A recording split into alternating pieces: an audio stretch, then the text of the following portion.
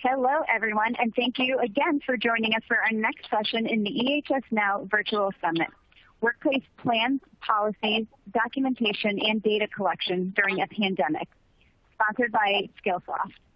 I'm your host, Michelle DeFrancesco from the EHS Daily Advisor and the EHS Now Virtual Summit. Before we start today's program, I'd like to let you know that you can find all of our housekeeping items in the resource list widget, which will help you familiarize yourself with today's platform. We do also have a copy of the slide deck for you in the resource widget, along with some great complimentary resources from today's session sponsor. So definitely go in and check those out. Please also note that the link to our next session, Drug Testing and Your Safety Program, sponsored by OraSure, is in this resource widget as well. We recommend opening that up closer to the end of the presentation to hop right into your session at 4:30 Eastern Time. And yes, we are giving you a 30-minute break in between sessions. If you have any type of technical difficulty, you can go ahead and click on the Help widget. It has a question mark icon and covers common technical errors. If your error does not resolve, please enter a question into the Q&A widget and I'll be happy to assist you. Speaking of that Q&A widget, we will be hosting a live Q&A session at the end of today's event, so I hope you all came with questions. You can go ahead and submit them by using that same Q&A widget throughout today's presentation. All right, guys, to kick off today's session, I'd like to introduce you to our guest speakers, Norman Ford, VP of Compliance Products at Skillsoft, and Donna McEntee, Workplace Safety and Health Solutions Director, also from Skillsoft. As VP of Compliance Products, Norman has responsibility for the compliance product portfolio at Skillsoft. His prior role to joining Skillsoft was Vice President of E-Learning Products and Services and co-founder of GoTrain Corporation. Mr. Ford has over 30 years experience in conduct of operations, nuclear operations, training drills, qualification, certification, training procedure, and technical training while serving organizations including Lockheed Martin, the U.S. Department of Energy, and the U.S. Department of Defense. And Donna manages Skillsoft's global library of more than 800 workplace environmental health and safety courses.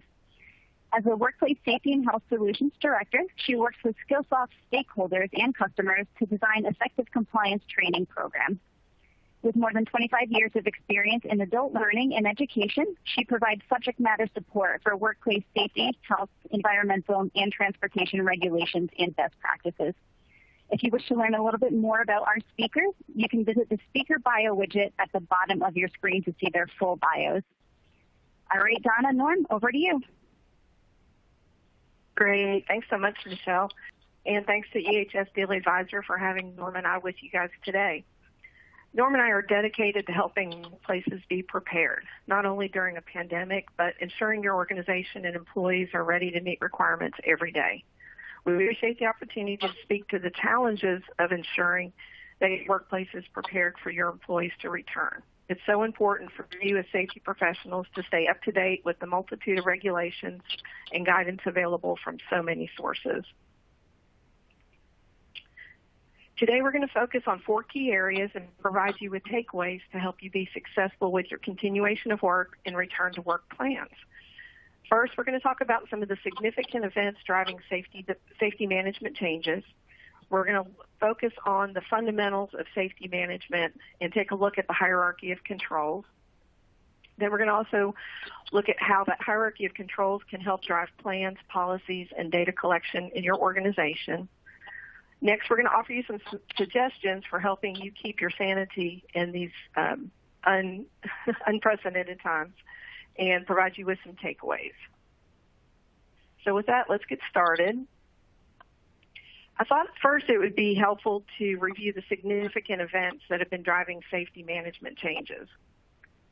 And first, let's look at the timeline. In December 2019, there was an unknown mysterious respiratory virus that emerged in Wuhan, China.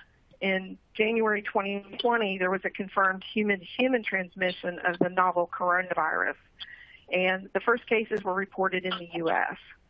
By the end of January, a public health emergency had been declared. In February, new cases have been reported throughout the country nearly every day, and the first deaths were being reported. there was a documented shortage of critical PPE and healthcare equipment for healthcare organizations. March brought us recommendations of social distancing, stay at home, and safer at home guidance. Essential businesses begin to adapt to the new requirements. In April, the focus was really on flattening the curve and reducing infections and the load on healthcare. In the U.S., we saw increased testing availability. By May, states had introduced plans for reopening. Employees were beginning to return to work. And as of June 14th, the CDC in only 16 states were showing a flattening or downward trajectory of new COVID cases. All other states have shown recent spikes in cases. I don't think the U.S. workplaces have ever experienced such a dynamic combination of issues to be addressed in such a short period of time. So with that, we want to focus on some of the fundamentals of safety management and the disruption that has been caused by COVID-19 on nearly every sector in our economy. With many states reopening their businesses amid the pandemic, there's much to be considered about creating a safe work environment. Each organization is unique and should analyze what will work best for their business. Organizations are evolving and adapting workplaces in new ways to keep employees safe. Your organization may need to create new policies, standards, and controls to drive behaviors that help keep everyone safe. As a byproduct of their implementation, the policies and procedures that you create and implement can instill confidence in your employees and your customers and help bring them back to your businesses. For example, your new normal may be a health check or a safety check when employees arrive. And then you may end up handing employees an individual return to work kit that includes masks, gloves, wipes, and hand sanitizer. This approach could be extended to anyone who enters your workplace and make them feel more confident about coming into your business.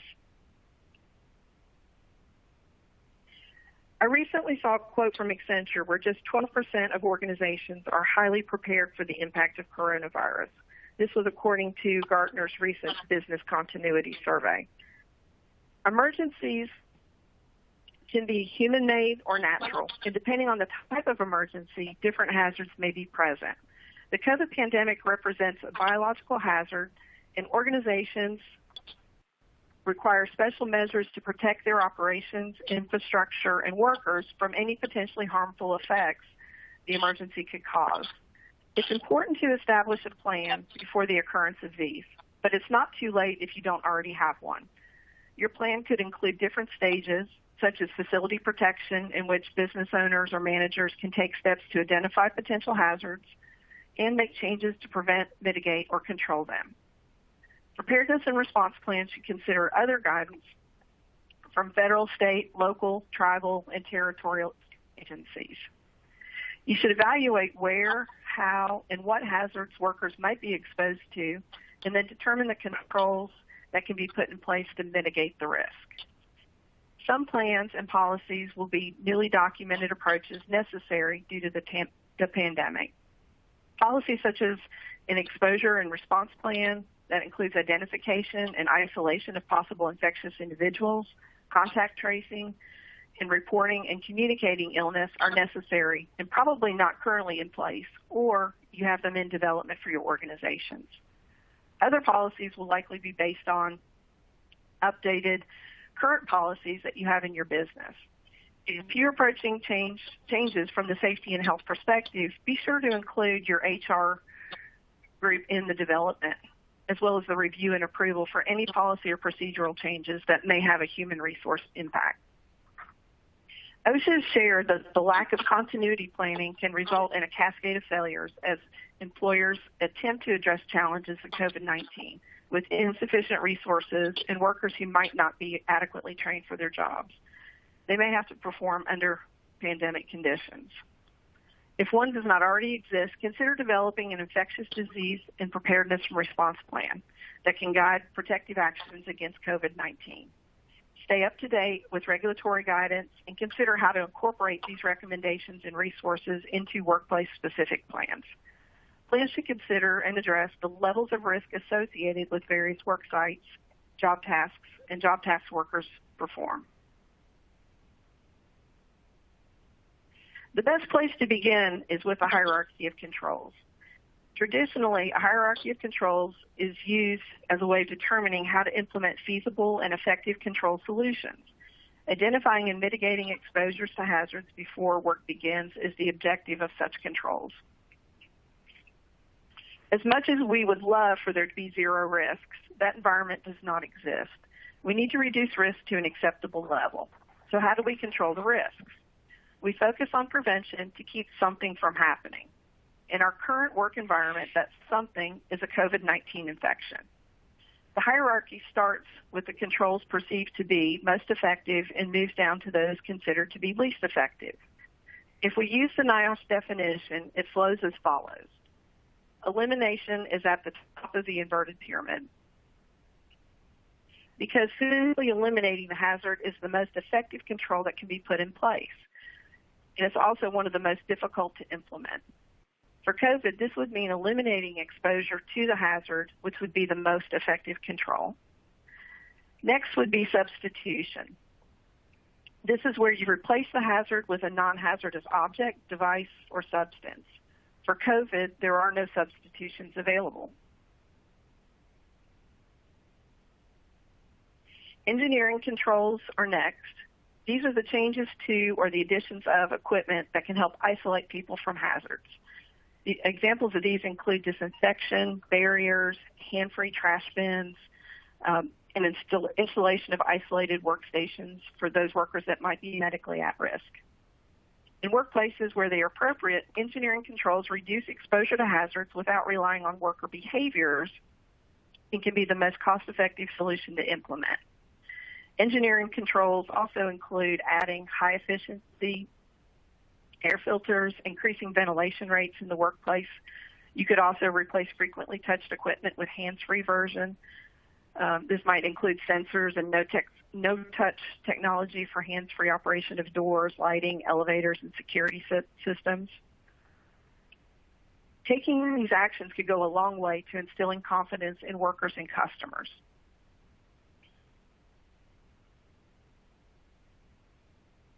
Next, let's look at the administrative controls. Administrative controls are changes made to policies and procedures to change the way people work and reduce the exposure to the hazard.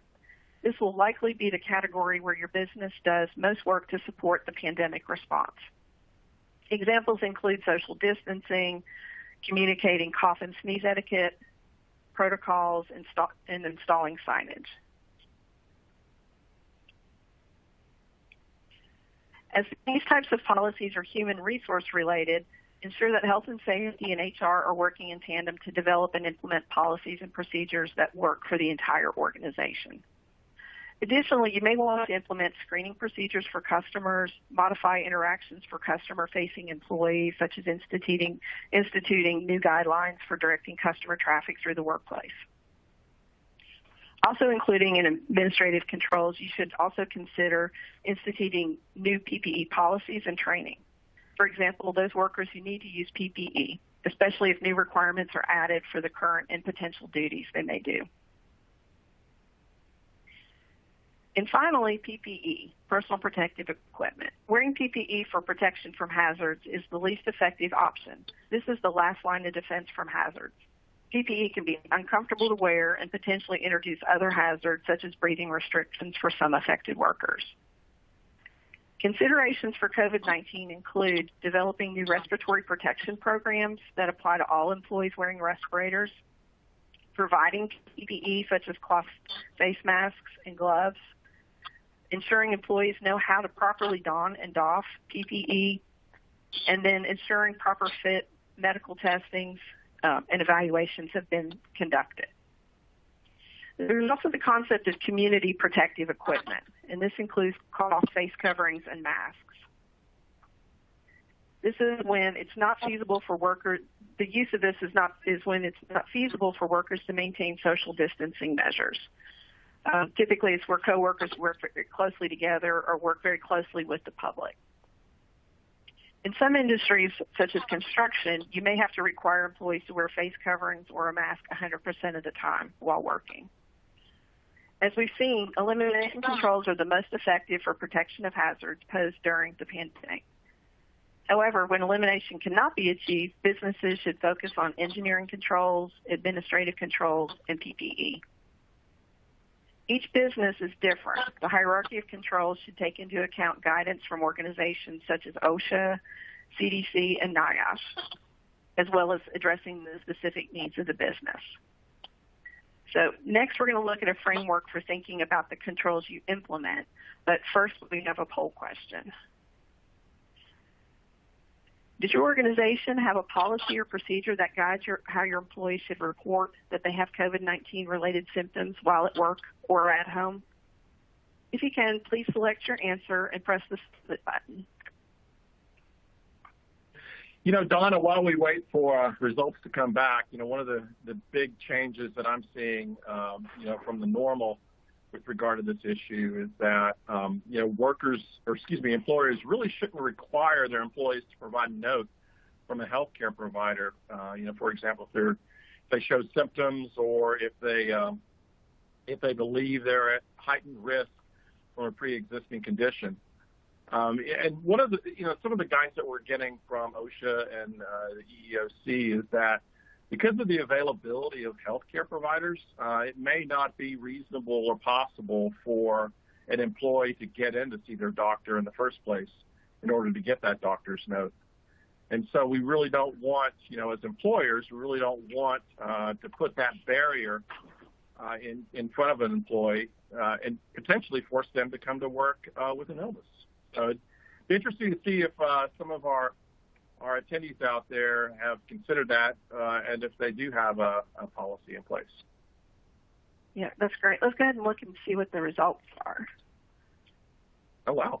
Great. Yeah. Excellent So results. looks like 92%. 92.1%. Yeah, have policies. Excellent. So hopefully they've included things like what we just discussed. Good news. Perfect.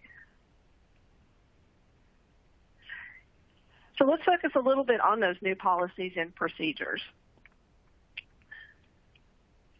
Once you've identified the controls, the next step is to implement these, and these need to be communicated to your employees.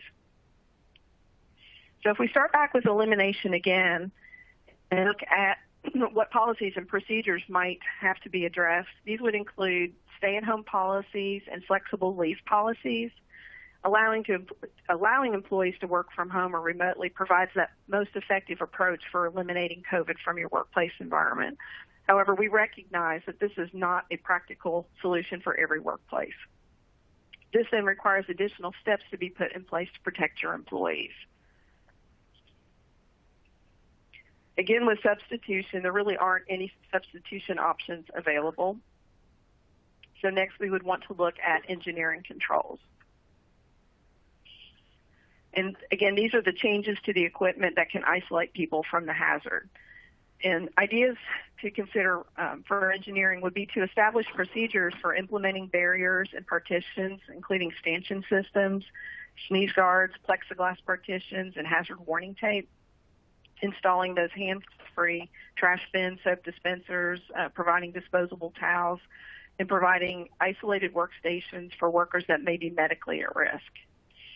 You should formalize disinfection procedures for your facilities, shared equipment and spaces, and work areas for your personal, as well as for your personal electronics. You need to communicate how and when high-efficiency air filters and increasing ventilation rates will be accomplished, and provide employees guidance on installing those barriers and partitions and ensuring that equipment is available to separate employees from the public or building occupants. One consideration is if your individual locations will be creating their own partitions, ensure that they have the plans, materials, and tools necessary to create those controls. And then develop a procedure to identify at-risk individuals who may need isolated workplaces. This could be accomplished via an online request or a questionnaire completed by employees, but be sensitive to HIPAA and personal information collection requirements and work with your HR team to ensure employees' needs are addressed. Administrative controls is where you're going to spend the majority, I believe, of time making adjustments. These are where the process and policy changes that impact the way people work are going to be implemented. To instill confidence in your workers, we would suggest formalizing your policies for staying home if sick, or if they have, if workers had contact with a person known to test positive for COVID. Ensuring flexible sick leave policies consistent with public health guidance and policies that permit employees to stay home and care for sick family members have been implemented, as well as eliminating the need for a healthcare provider's note for employees who are sick. Communicate to your workers. If you're implementing employee screening procedures, such as taking temperatures when entering the workplace, verbally screening for COVID-19 symptoms or potential exposures to COVID-19, and if you'll be using COVID-19 testing to detect the presence of the virus before permitting employees to return to the workplace. The EEOC is also reminds employers that they must take steps to ensure that the tests are accurate and reliable, and employers should refer to federal guidance outlining safe and effective methods for testing. You should frequently review your remote work shift, sick leave, and absence policies to ensure that they're current, and consult with public health guidance groups within your area, as well as the CDC and OSHA. We also recommend that you review worker densities and implement shift change procedures to reduce interactions. Employees could arrive and leave work in staggered shift. You may look at reducing number of work hours or having employees work on alternate days. Also think about bottleneck areas at entrances and exits. This may become challenging if you are screening employees upon entry into the facility. You also need to develop and communicate any customer or public screening procedures that you'll be putting in place, and whether you'll require customers or the public to wear cloth face coverings or masks. You may want to consider developing formalized checklists. By providing standardized and easily accessible checklists for employees to use based on the policies you put in place, you can help ensure that the required actions that you put in place are being completed. And then you may want to look at social distancing procedures for employees and customers. And it could be things as simple as the floor markings and other barriers that are available, and communicate the importance of staying 6 feet away from other people. Provide workers with up-to-date information on COVID-19, the risk factors, and PPE. Training materials should be easy to understand and available in appropriate language and literacy levels for all workers. Review your training plans, training matrices to ensure that any new requirements are identified and documented. Plan training for when employees are back in your facilities, or make arrangements for employees who may be working remotely to complete training online or virtually, and document their participation. Verify training is complete before employees begin work.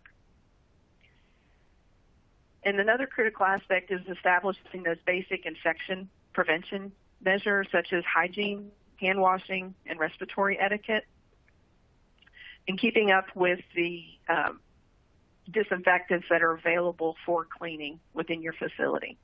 All employees should be trained in your disinfection procedures for specific operations facilities and work areas. I also recommend that you review existing safety and health programs, such as your hazard communication, bloodborne pathogens, PPE, and first aid programs. For example, first aid procedures may change because of COVID-19. You should identify and document any changes to these programs, ensure that any new or revised programs, policies, and procedures are communicated to the employees, and document that the information has been provided. Update your training as necessary, and document that it has been provided. And then finally, think about signage in your workplace. This is an easy way to communicate important health and safety information. So it could include things like COVID-19 educational posters, social distancing information, face covering and face mask use, cough and sneeze etiquette, and proper hand hygiene and control. For PPE, you want to document any updated respiratory protection program requirements.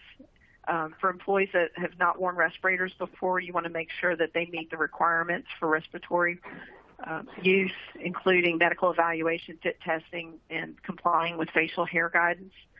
You need to review your PPE requirements for disinfectant products that you're going to use and make sure that you provide adequate PPE to the workers and that they're trained on the use of the PPE before using those disinfectants. And with that, I think we have a couple more poll questions. And Norm, I'm going to go ahead and turn it over to you. Great. Thanks, Donna. So what we'd like to know is, does your organization have employees located in different cities where the return to work requirements differ from location to location? So if you could please just answer yes or no.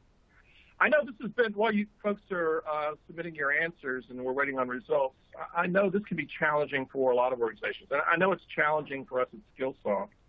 We have offices really all over the world. We have an office in the UK. We have one in Australia, Ireland, Canada, and all across the U.S. And what we're finding is the return to work requirements really differ by not only country in some cases, but states and cities. And so it represents a real challenge to making sure that we get the right requirements to the right location, and that's always been a challenge for us. So as we're waiting on those, see what the status of that is. We got some results back. Oh, looks like we do. Looks like most of you folks have employees located in different cities, and looks like they do in fact differ from location to location. So it can be a challenge, particularly when you're trying to get specific information out that applies to those employees in those different locations. And as I said, I know it is for us as well. Let's go ahead to the next poll question. I'll take that one as well, Donna. As an employer, do you provide training policies and communications in multiple languages? In the U.S., we typically have two predominant languages that we needed to provide information in. One would be English, the other would be Latin American Spanish. But if you're an organization that has employees in different parts of the world, you may need to address those multiple language requirements. So can you please just take a moment to do that as well? And as we're waiting on those results, I know that could be also a challenge, when you talk about developing policies and procedures, but also training and getting that feedback can be really important, but also really challenging as well when you have to deal with multiple languages. Okay. Let's move on to the results and see how that's looking. Okay, so most don't have language issues, but still quite a number do. It's almost evenly divided. 44% do have multiple languages that they have to communicate in, while about 56% don't. So it can be an issue with some folks, and it's important that you're able to communicate in a language that's best understood by your employees to be really effective at training and communications. Slide. Donna, you want me to take this one as well? Sure, Norm, that'd be great. Okay, great. So as Donna has done, she's really outlined a really good procedure for and process for identifying what you need to do in terms of returning to the workplace. And it's a very well-worn procedure, actually. We've had OSHA's provided this information to us, and they've had it out there for quite a while. So we can definitely use it for return to work in the event of a pandemic. So it's really important that as you implement these policies and procedures and you look at training, you definitely want to look at role-appropriate training, education, and informational resources that are really specific to job functions. And the controls that you want those job functions to pay attention to. You want to be able to address a dispersed employee population with procedures and policies that can differ by those geographies that we just talked about. A lot of you seem to have that challenge. So it can be very complex, very multidimensional. You've got to consider geography. You've got to consider job function. It may be different languages other than English. So it goes from a well-established process of developing these policies and procedures to a very complex implementation, and it's important that you're able to fulfill that need. So there are a lot of flexible tools, such as online training, checklist communications. Obviously there's email, there's learning management systems, and there's tools out there that are available. Now, at Skillsoft, we do have those tools that we find a lot of our customers are using. And I want to talk about this next part of the presentation in terms of giving you examples of policies and procedures that we know a lot of folks out there are using. And I'm just going to do that by showing you how that can be done. So give me a second while I switch over and provide a short little demo for you.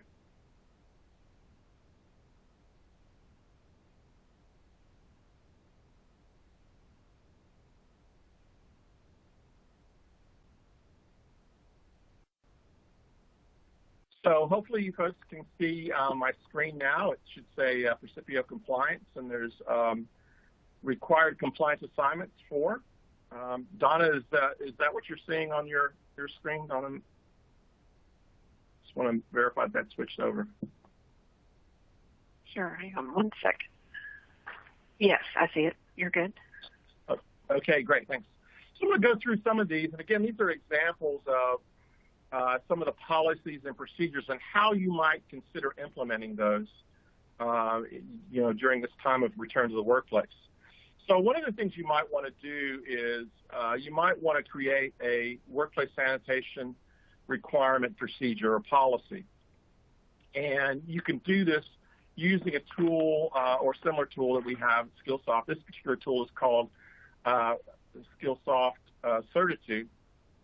And it's a way where you can incorporate your policy or procedure into a training event and assign it as training. And you use your system, your learning management system, whether it be a Skillsoft learning management system, your own learning management system, or another learning management system to assign and track these policies and trainings that are created using Skillsoft Certitude.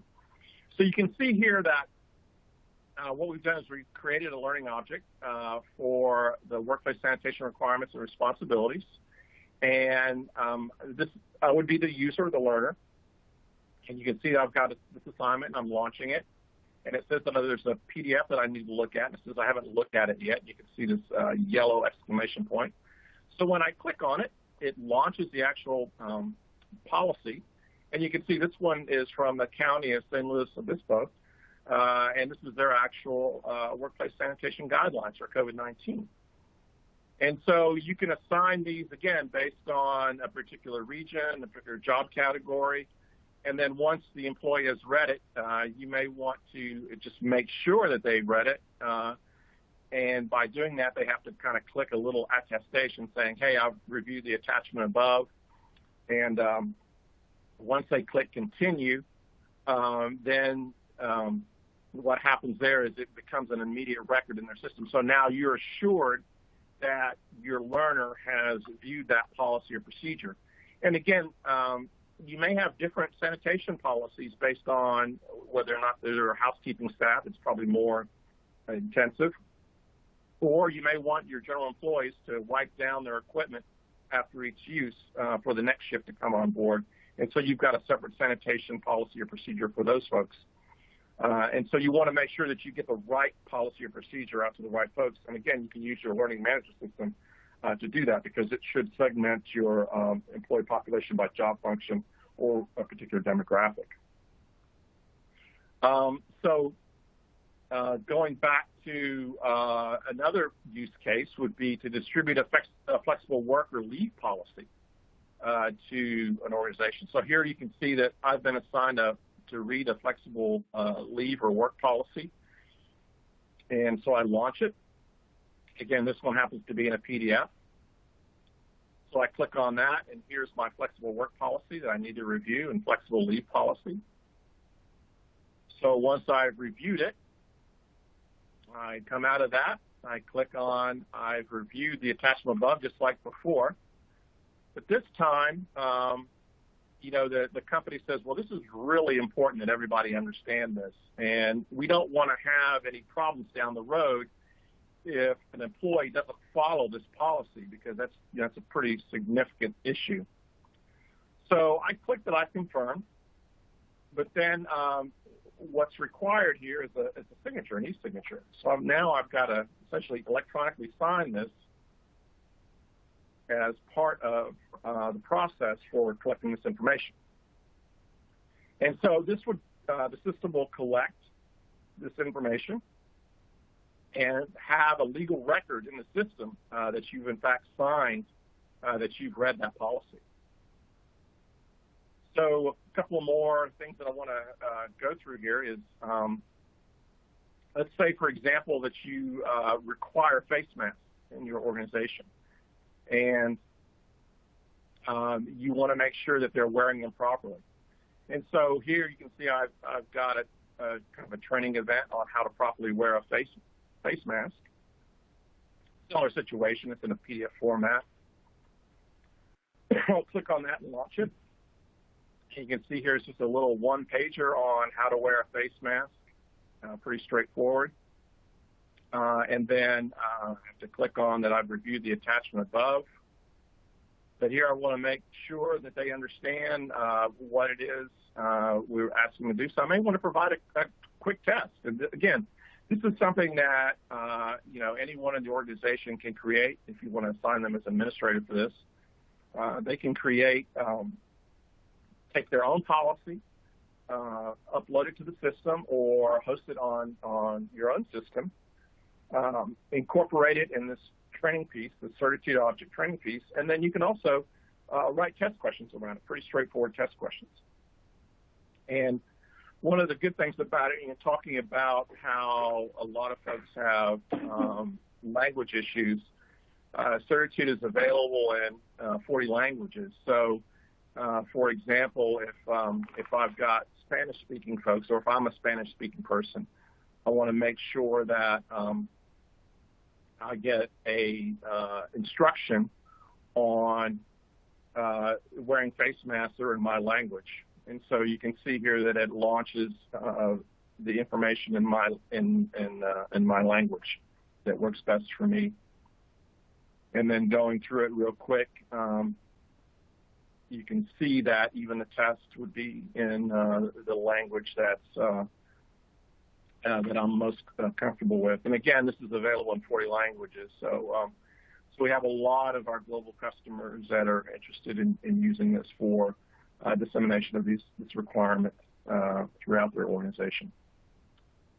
And so one of the last things I wanted to show you was, workplace survey. And this is really important, I think, for a lot of organizations that, Donna talked a lot about confidence within their workplace. And a lot of the ability to get your employees confident in what they're doing is to allow them the opportunity to provide feedback and to become part of, their safety and these controls. So one of the things that you may want to do is you want to put a survey out for your employees to make sure that, one, they're comfortable returning to work. And again, these are questions that you can create yourself, and you can choose to have information either collected and sent to an administrator or to a specific individual for particularly sensitive questions. So, for example, maybe it's the first question: our organization has taken appropriate action in response to COVID-19. And I think most of your employees will probably agree, but there may be a few employees that will disagree. And so I particularly disagree with that, and there may be a particular sensitive issue that I have with regard to maybe, privacy of reporting of medical information. And so I may say, this is why I disagree, because I don't think my employer is taking really good care of my private information as it relates to my medical information. And so as an employee, I can enter this information, and then as you, the employer, who are getting this information, you can choose who specifically in the organization would receive this follow-up question. And that can be really important, particularly for, again, highly sensitive information where you really want to get that employee feedback to the right person immediately so action can be taken. And so you can ask things like, senior leadership cares about my health and safety. I know that I can stop work if I think something is unsafe, and leadership will not give me a hard time. So all of these things, I think, particularly in a return to work situation with this pandemic, it's important that you as an organization know what your employees are thinking, know how they feel, because what, survey upon survey, poll upon poll said that the majority of Americans are uncomfortable returning to work. And so the more comfortable you can make your employees as they return to work, to the workplace, the better your employees are going to feel, the more productive your employees are going to be, and I think the more successful you as an organization are going to be, when you return to work. So once you complete that survey, and you can see there's multiple ways of gathering information. It can be multiple choice, true, false. You can collect information. If you're sending out a particular survey just to collect specific information on any topic, what can be done better with regard to our sanitation requirements, this is the way to do it. Okay, and then once you do that, then you would they would submit it, and it would be collected. So that was it real quick. I'm going to stop sharing this and return to the presentation. And then we have just one more slide, I believe, before we get back in. So I just wanted to say a few things about some other policies and procedures and things you might want to consider as you get back into the workplace that we're hearing, that we understand is really near and dear to a lot of folks' heart. So the first one is testing and screening. A lot of organizations now are doing testing, actual testing for the virus. They may be testing for the presence of immunity to that virus, or they may just be checking someone's temperature, an employee's temperature, before they come into work every day. Bear in mind that all of these are considered medical examinations. So it's really important that, one, employees are aware of the availability of those and the fact that you are doing these testing, particularly, like I said, if you're taking the temperature of your employees at the beginning of every shift. It's important that, one, that you make them aware of that, and two, you may want to go a little in depth as to how you're handling that information, and just to make sure that they understand that you understand the significance of that. What happens if someone in your organization has COVID-19? Well, you have an obligation to inform. And one of the things we've been hearing a lot about is this notion of contact tracing. And really, that's how organizations are able to inform, or will be able to inform other workers who may have been potentially exposed to a COVID-positive worker. And so you may want to have that policy out there, and it's really around letting your employees know that you do have a contact tracing program in place, what the contact tracers will be asking, how they're going to handle that sensitive information, because a lot of those questions are going to be very sensitive, in some cases very personal, and to make sure that your employees know that their privacy will be protected and that it does fall under privacy requirements. Other policies or procedures that I've seen organizations implement are just kind of an addendum to their anti-harassment, anti-discrimination policies. We're seeing a few organizations report that there's been an uptick in national origin or race discrimination. It's something to keep in mind that organizations really cannot make hiring decisions on the basis of risk. So, for example, if you're bringing people back in or you're hiring new people, and you've got someone who is in a high-risk category, either because of age or pre-existing condition, you can't let that be a criteria for bringing that person on. Another key area that you want to consider is a reasonable accommodation for disability. The EEOC and the ADA laws have been around for quite a while, but one of the important aspects of it, how it applies to the pandemic and return to the workplace, are that you may have workers who are uncomfortable returning to the workplace because they have, for example, a pre-existing condition. And so they don't necessarily need to say that, hey, I want a reasonable accommodation because I don't feel comfortable going back onto the assembly line. But they may say something like, I really don't feel comfortable returning to the assembly line. I believe that I'm in a high-risk category. And they may say, well, what can we do? And so it's incumbent upon the employer to understand that what that the employee is really asking for is a reasonable accommodation to being able to return to work safely. And so some ways that you as an employer may handle that is you may look at being able to reduce contact with other employees through shift changes, through social distancing.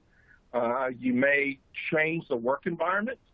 In other words, you may increase ventilation in a particular area. You may put up barriers, as Donna mentioned earlier, as a way to handling that reasonable accommodation. You may think about restructuring a certain job duties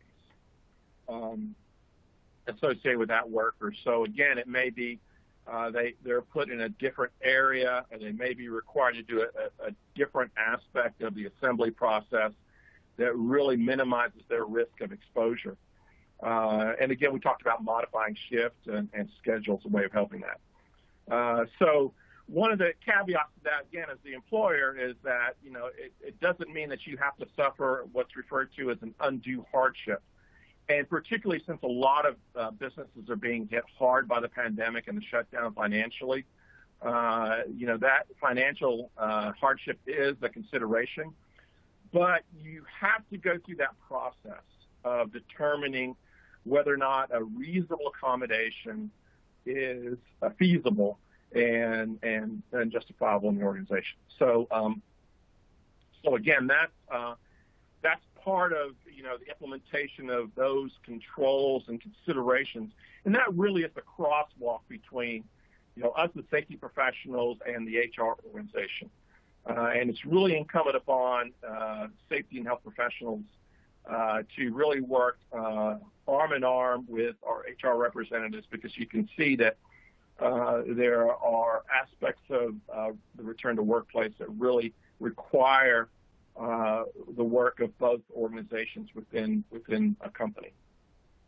And then finally, when we talk about training, you're really, I can't recommend it. I'm in the training world, but I've been in the operational world most of my professional life. And really, when you see something this drastic in terms of a change in the way you do business, you have got to communicate this and communicate this effectively to your organization. And the communication can be something as simple as a verbal communication, an email communication, something more rigorous like training, something even more rigorous than just training, but something akin to electronic signatures. Because, again, the higher the risk, the more rigorous you want to make your communications. And in many instances, dealing with a pandemic is a very high-risk endeavor. So keep in mind that there may be new or different ways of working together for your employees. You may consider training for that. As an example, workers may be used to sharing tools or equipment, and they may not be able to do that anymore. So that's a pretty fundamental shift in the way workers are doing business. And then last but certainly not least, as an employer, you need to think about documenting these communications and these training events because you may experience a legal challenge, down the road. So that's one of the reasons why we developed Certitude, is because it does formalize the training. It does put very strong record keeping into your training program, and so we think that it's something that could be very valuable during this time. So with that, I'll just quickly summarize what we talked about today. Really, it's important. This is really stressful times. I'm 58 years old, folks, and I've been working all of my adult life, and I've been in some pretty high-stress environments. I've been greater than 400 feet under the ocean in a submarine, during the Cold War, and I can tell you these are pretty stressful times, even in that light. So it's really important that you do some things to keep your sanity, and so I think some of the things that we've talked about, some of the things hopefully you can take away is how to ensure your organization's ES&H policies are clearly communicated, understood, and implemented across all of your employees, how to track safety training implementation, how to ensure policies surrounding PPE and safe protocols are communicated, how to address potential language barriers among your workforce. Again, it's important that everybody understand what's expected of them. And really important, why, environmental health and safety really needs to partner with HR on policies such as workers' comp, light duty, or even some of these more mundane things like changes in work practices. So with that, I think that brings us to the end of the presentation, and I think we can open it up for questions. So Michelle, I'm going to turn it over to you. Perfect. Thank you both so much. That was some great content that you shared with us today. I know we have about 10 minutes left. We have a lot of questions that have been coming in. And just one quick reminder before we get to the Q&A session, I do recommend popping open the link to your next session before we exit for this session. All right, team, let's go ahead and get started here. First question comes from Alan. So there was a slide regarding new policies and procedures. Do you mind repeating what the engineering controls and administrative controls were? Sure. Donna, I can do that.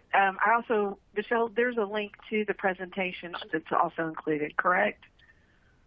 Yep, absolutely. That's located in the resource list for all attendees. Okay, great. So let me get to that slide.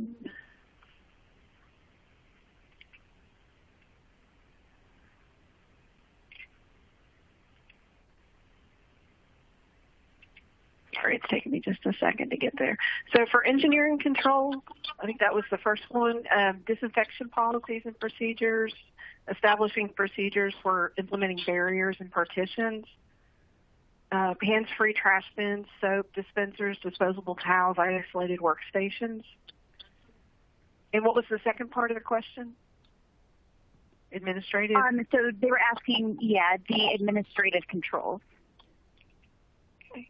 So the new policies and procedures, administrative controls would include remote work procedures, travel policies, facility disinfection procedures, things like no handshake, social distancing, hygiene, cough and sneeze policies, putting signage up in your facility, and then defining monitoring policies and procedures. Great. Thank you so much, Donna. All right, this next question comes from Mark, and Donna and Norman. I'll let you guys tag team on this one if you'd like. So next question here. For respirator use, employees must be clean-shaven. So what are the guidance for cloth face covering? Hey, Donna, I can answer that one real quick. Okay, great. So keep in mind that cloth face coverings are not considered PPE, and therefore are not subject to, requirements of OSHA regarding respiratory protection and PPE. The main purpose of cloth face coverings is really not to protect the wearer per se. It's really to protect those folks working around the wearer. So, for example, if the wearer of a cloth face covering coughs or sneezes, or is speaking loudly, or is generally doing those activities that can cause the virus to be emitted from the nose or mouth. That cloth face covering is there to attenuate or reduce the amount of particulate particles that get outside of that person. So that's the main reason for cloth face coverings. Keep in mind that there are cloth face coverings by definition are not tight-fitting. So they don't form a seal around the face. And so regardless of whether or not you have a beard, and so the beard really plays no bearing on the use of cloth face coverings. Now, even though you didn't ask the question, it's quite the opposite with respirators. So, for example, an N95 is considered a respirator, and that the need to be clean shaven would definitely have a bearing on an N95 respirator. Great. Thank you so much, Norman. All right, and next question here, Donna, it's regarding another slide of yours. So for the hierarchy control slide, do you mind repeating the engineering, administration, goodness, I can't say that, administrative and PPE control? Sure, I'm happy to. I think there may be some challenges with the slides and the handouts. I just wanted to add that when you look at the slide, if you look at the notes section, all the information is listed there as well. But for the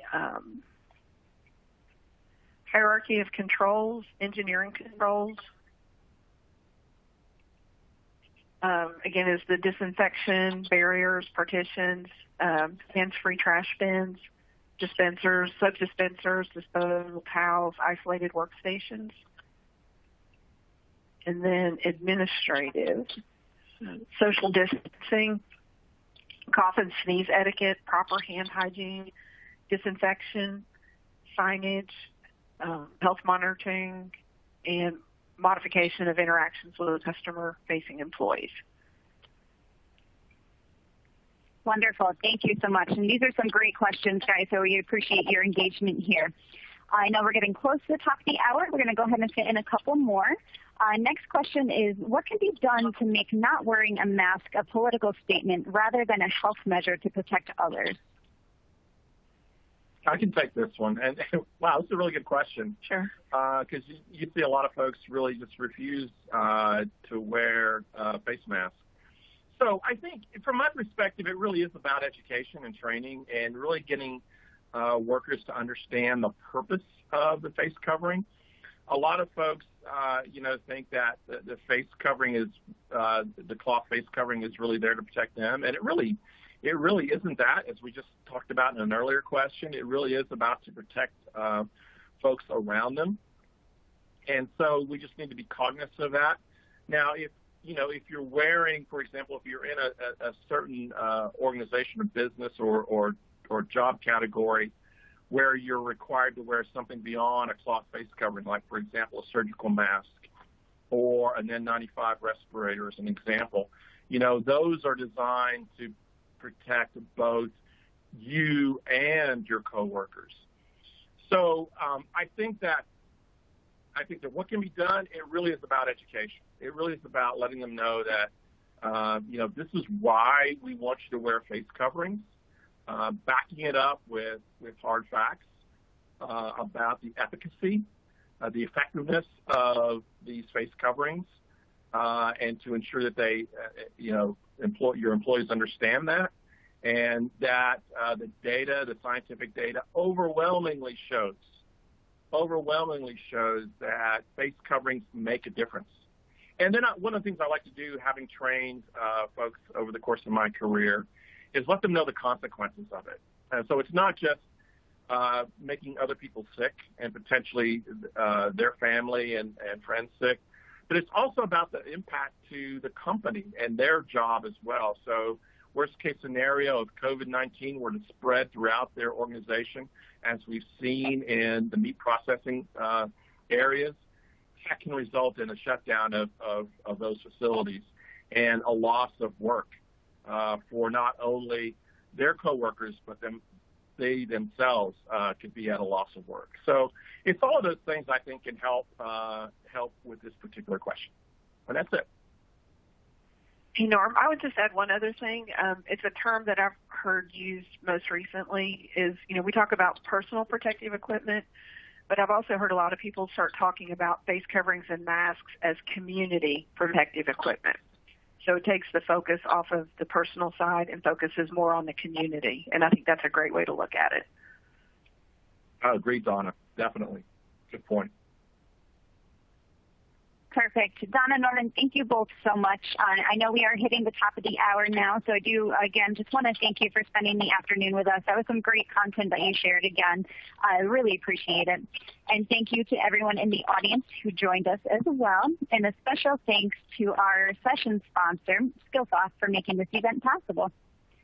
All right, everyone. That is it for this session. We do hope to see you in our next session, drug testing in your safety program, starting at 4:30 Eastern Time. Thank you all so much. Enjoy the rest of your day.